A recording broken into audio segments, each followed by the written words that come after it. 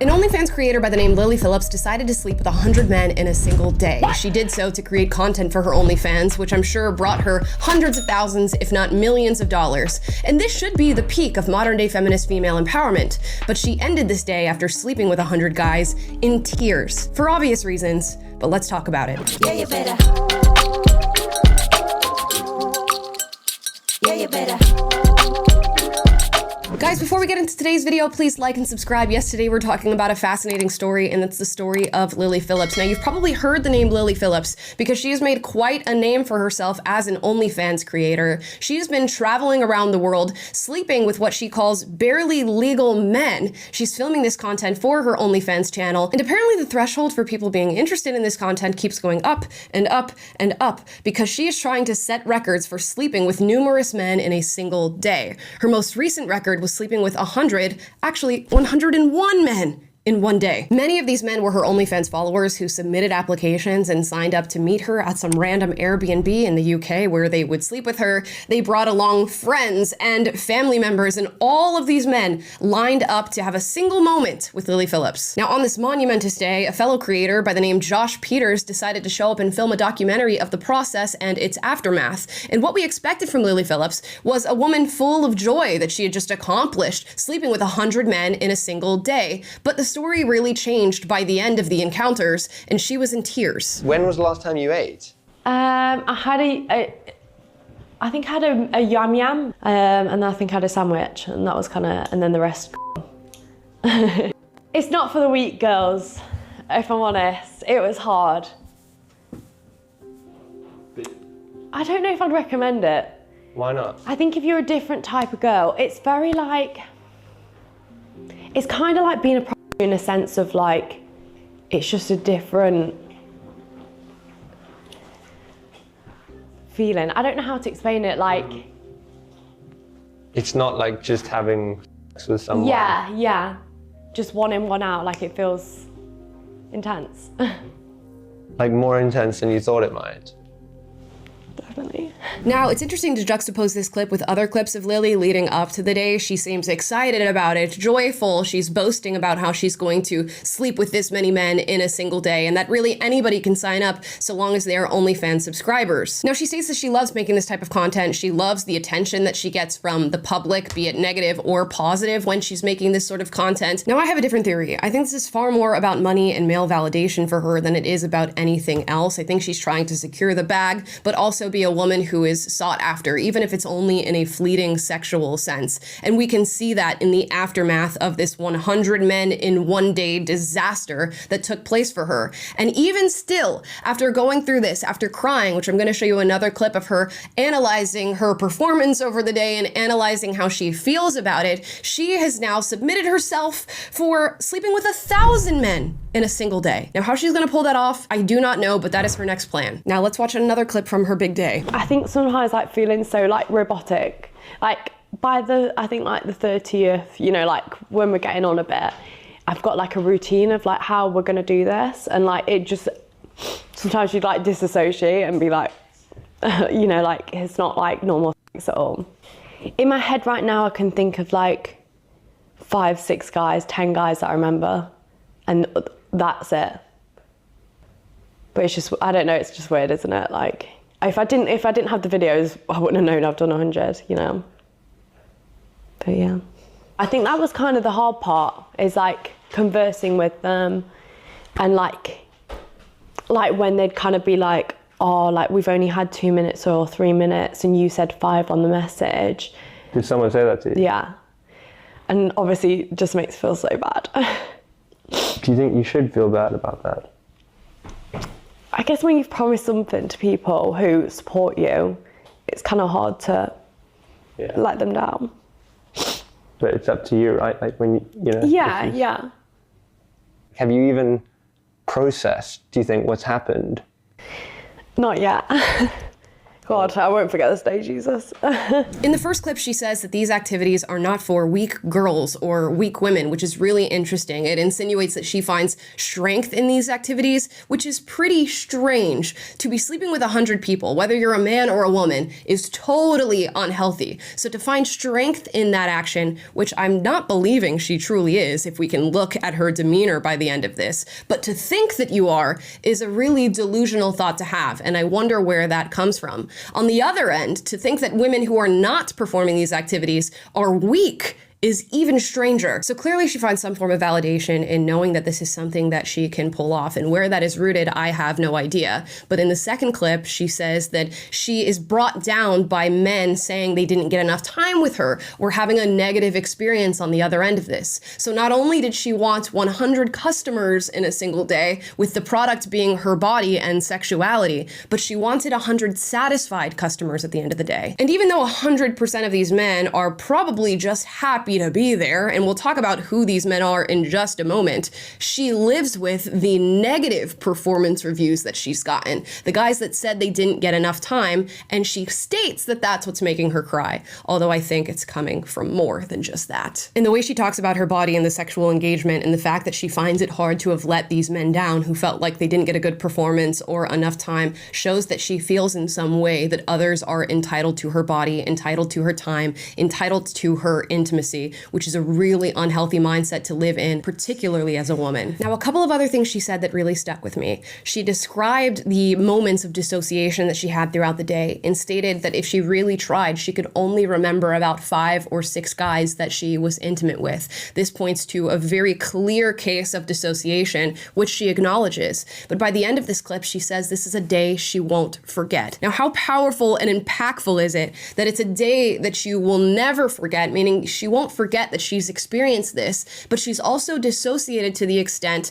that no matter how hard she tries, she wouldn't be able to remember the people that she's engaged with. So you are literally inflicting trauma upon yourself, and now you're living with the mental torture of a day that you cannot forget, but also people that you cannot remember. So you are just endlessly stabbing your brain, essentially, for the rest of your life. Now, a lot of people are seeing these clips. They're going massively viral, and there's a lot of different responses to this. Many are saying they don't feel bad for her in any way, shape, or form. She made her bed and laid in it, both literally and figuratively, and now she has to deal with whatever lies on the other end of these decisions. And I can understand that viewpoint, but there is a part of me that does feel bad for her. I'm wondering what happened in her development that led her to make these choices, and I'm also looking at a sick society that funnels people down this path to start doing these things and to start creating pornography. And I have to wonder, who are the 100 men who decided to show up and do this with her? More important than a documentary of Lily Phillips, I think, or more interesting in my perspective,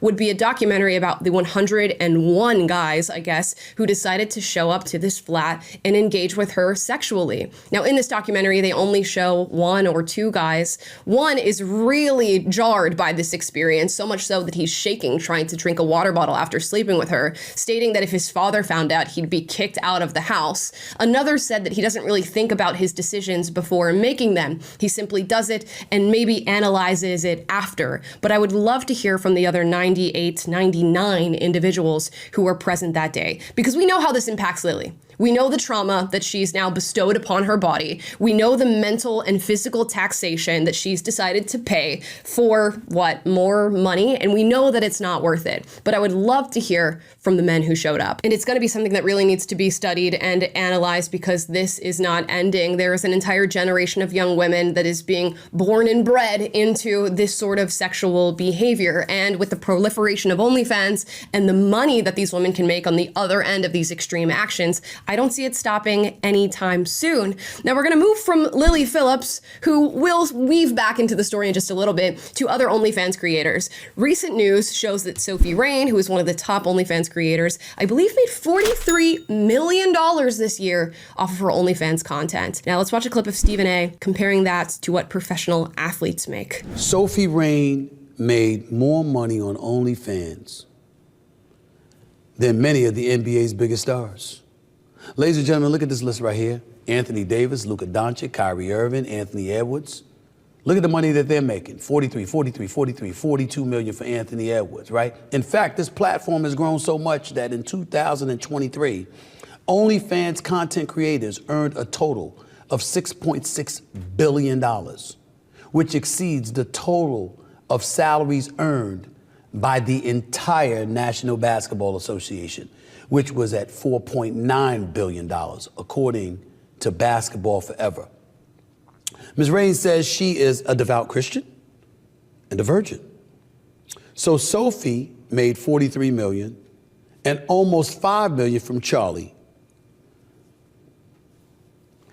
I guess he might be the horniest man in America, huh? I mean, I look at numbers like this and I think it is no surprise. Sophie Rain actually responded to this clip of Stephen A. and said $100 million next year. So she's moving up the ranks and hoping to make more money off of the content that she's creating. And in a way, you can liken it to an athleticism of sort. These women are giving up their bodies, giving up their prime years in hopes of gaining monetary value from men who want to see them pushed to their limits. Now, that's a crazy thing to say and to think, but it is exactly what's happening. The market has been created, and now you have what you would presumably believe to be well-adjusted two-parent household, highly educated women who are engaging on OnlyFans for the sake of the millions of dollars that exist on the other end of doing so. Now, Sophie Rain, interestingly enough, is ushering herself in a whole new territory when it comes to this sexualized content, and she's actually creating, I'm going to show you this, a bop house. A bop house. For those of you who don't know what the word bop means, it means you're a slut.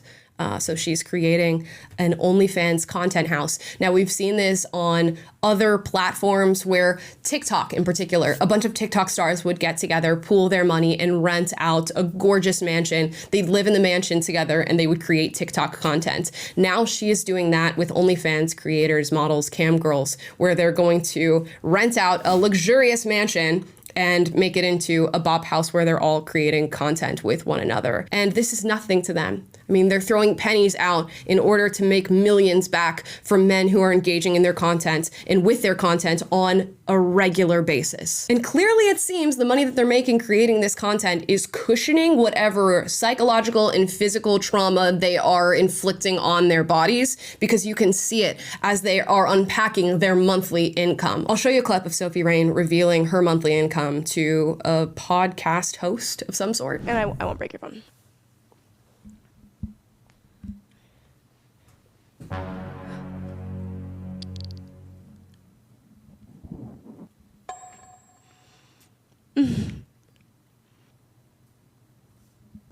I actually like kind of tearing up. $4 million? $4 million in a month? Yeah. 400,000 the last 7 days, in case you were not even, it's more than that. 400,000 the last 7 days, $4 million in the month. And I gotta tell you guys, this is a wicked combo for women, and especially young women. So you're getting a group of women who are in their physical prime, you know, their peak of sexuality as far as men being attracted and interested in them. You're also catching them at a very malleable time when it comes to their brain. The frontal lobe is not even developed yet. So you're getting them at a moment where everything that's driving them or the incentives that they have in life are not fully formed incentives, because we're not fully aware of who we are just yet and what our deeper motivations are. We're in a world where young women are fueled by validation that they get from the internet and social media, but also validation that they get for being attractive and having guys that like them. And then you just take that, all that exists that would maybe push a woman to start an OnlyFans account, and then dump $4 million a month on top of it and set it on fire. I don't know really anybody who, if given that promise that this is the result of your actions, wouldn't sign up and start doing that. You'd have to have a very strong moral center, a very strong set of values in order to hold yourself back from taking the leap, and maybe a strong sense of shame, I guess, attached to your sexuality and people knowing what you look like naked to really stop you from doing that. And this is a young girl who claims to be Christian and have a very strong moral core. I don't know. I'm not religious. You guys can deal with your analysis on that. What do we expect? ladies and gentlemen. What do we expect? And when you mix in the idea that with social media and with this like globalization where we're all connected with one another but not connected whatsoever, you see how much the intensity just grows with people's actions day in and day out. If you're not seeing it in the sexual content that's being created, maybe I'll give you a different example. Look at the mukbangers and the people who are eating food online, the gluttony that exists in that. They're just eating until they are fat, until their bodies have grown far past the point which they were ever meant to, and doing it for the validation that exists on the other end. They're doing it for the views, the likes, the money, harming ourselves mentally and physically just to get people to engage with us. And where women have their sexuality as a commodity that they can sell to the world, that's what they're going to do. And they're going to do it to the extreme, not just creating OnlyFans content, selling your nudes, selling your feet pics, whatever the case may be there, but sleeping with 100 men in a single day. And as I said, Lily Phillips experienced that. She cried at the end of the day for maybe reasons that she's not fully aware of just yet. And after it, decided she's now going to sleep with 1,000 men in a single day. So the trauma of that experience was not enough. Apparently, the money that she gained, the validation that she gained, the publicity that she gained, seeing her face everywhere cushioned the trauma that she experienced. And now she's doing 1,000 men in a single day. And guaranteed there will be 1,000 men who are willing to line up one after the other in the most pathetic fashion you've ever heard in your entire life and allow her to go through that experience and make that content. Now, I've seen people laying blame on Lily, saying it's her decision. If she didn't show up, the men wouldn't be there. I see people blaming the men, saying if the men didn't show up, she wouldn't be there. I think it's a collective responsibility that all of these people are carrying, plus, you know, the society that's created the conditions for the environment that now exists. Everybody's sort of carrying the weight of this one. And I find it hard to figure out where that weight is weighing down more. Is it for the girl who is set for life on the other end of this? She's guaranteed hundreds of thousands, if not millions of dollars. She will be set for life, plus get the validation and the publicity that she's seeking through some sort of deep-rooted insecurity. It's understandable. For the men, I view it a little bit more pathetically, but it's also understandable. I wonder what leads a man to want to wait in a line of 100 other guys to be with a woman, but I can totally understand if you're a guy who's particularly lonely, you have a porn-addled brain, you're viewing this girl, you have a fantasy of this girl, and now she's saying, show up here on this day and I'll sleep with you. I don't know many men that wouldn't take on that opportunity. But when you mix in the fact that there's 100 guys also waiting to do the same thing with you, I'm judging. Mind you, she said that she prioritized STI screening, but that was not guaranteed. Many men showed up without it. That's insane. She didn't do criminal background checks on any of these guys.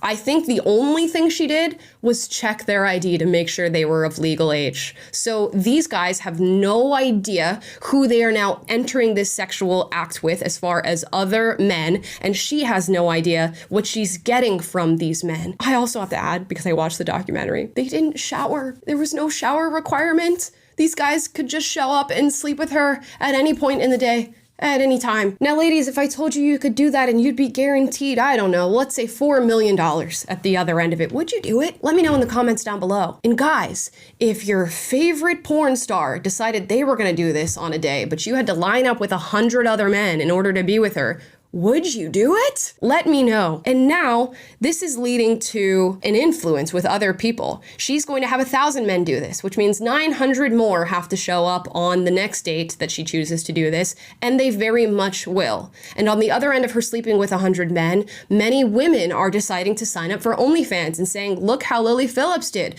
Look how Sophie Rain is doing. I'm going to do the same. And we now have 1.4 million American women on OnlyFans, and guess what they're making in an average month? $151. So it's not the 400,000 in 7 days or the 4 million in a month. It's not 43 million over an entire year. It's not whatever Lily Phillips made sleeping with 100 men in a single day. It is $151 in a month, which is not enough to sustain a grocery list, let alone a human being. And just like Lily and Sophie Rain and Bonnie Blue and Nala Fitness, who now have their photos all over the internet and their videos for everyone to see, you will have the same, but none of the monetary value. I know, guys, it may sound sound like an offer that you cannot refuse on both ends, but guaranteed it's an offer where you're not reading the fine print. You have no idea what you're signing up for, and you're gonna be saddled with whatever you just signed as soon as you're done. This is physical trauma, it's mental trauma, it's the commodification of your body, it is the inability to move backwards, it's the lack of monetary value that exists on the other end of this.